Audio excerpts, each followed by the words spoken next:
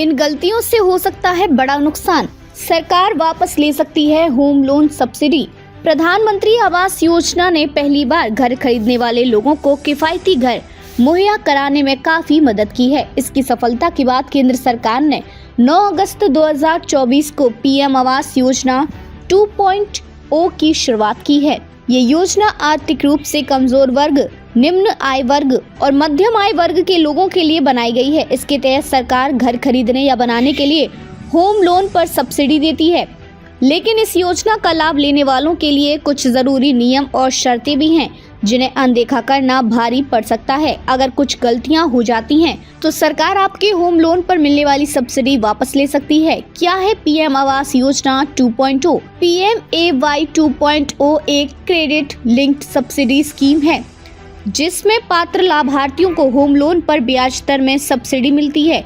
इससे उनकी EMI में कमी आती है और उन्हें अपने घर का सपना पूरा करने में मदद मिलती है। PMAY 2.0 के तहत विभिन्न आय वर्गों को अलग अलग सब्सिडी मिलती है।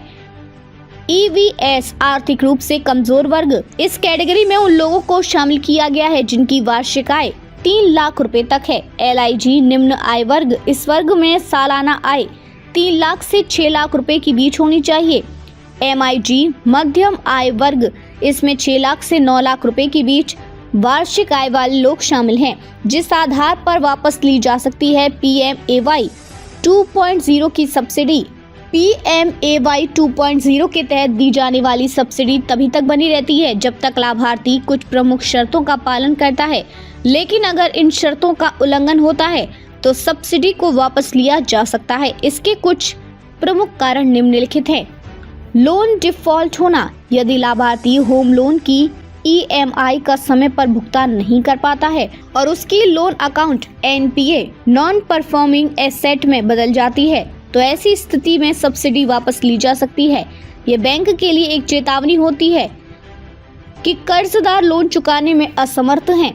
घर का निर्माण रुक जाना, अगर लोन मिलने के बाद घर का निर्माण शुरू कर दिया गया है लेकिन किसी कारणवश निर्माण कार्य रुक जाता है और सब्सिडी पहले ही रिलीज हो चुकी है तो सरकार सब्सिडी वापस ले सकती है।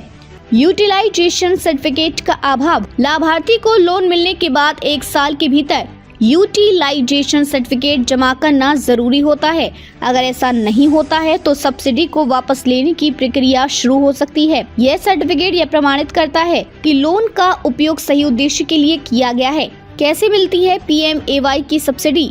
PMAY के तहत सब्सिडी सीधे लाभार्थी के होम लोन अकाउंट में जमा की जाती है, जिससे उनकी EMI कम हो जाती है। EWS और LIG कैटेगरी के लोगों को 6.5% की ब्याज दर पर सब्सिडी मिलती है, जो उनके लोन के राशि के आधार पर अलग अलग होती है।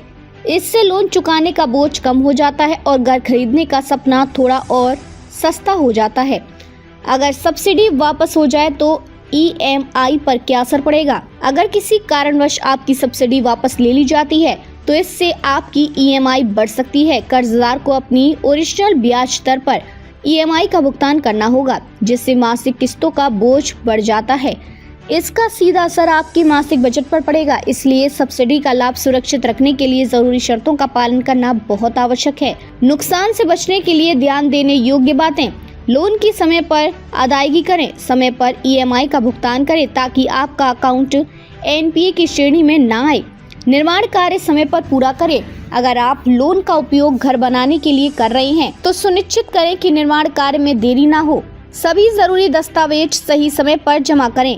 यूटिलाइजेशन सर्टिफिकेट, इनकम सर्टिफिकेट और अन्य जरूरी दस्तावेज बैंक में सही समय पर जमा करें। PMAY 2.0 एक बेहतरीन अवसर है उन लोगों के लिए जो अपना घर खरीदना चाहते हैं, लेकिन योजना का लाभ उठाने के लिए सभी शर्तों को समझना और उनका पालन करना बहुत जरूरी है। गलतियां होने पर न केवल सब्सिडी वापस ली जा सकती है बल्कि आपकी EMI भी बढ़ सकती है।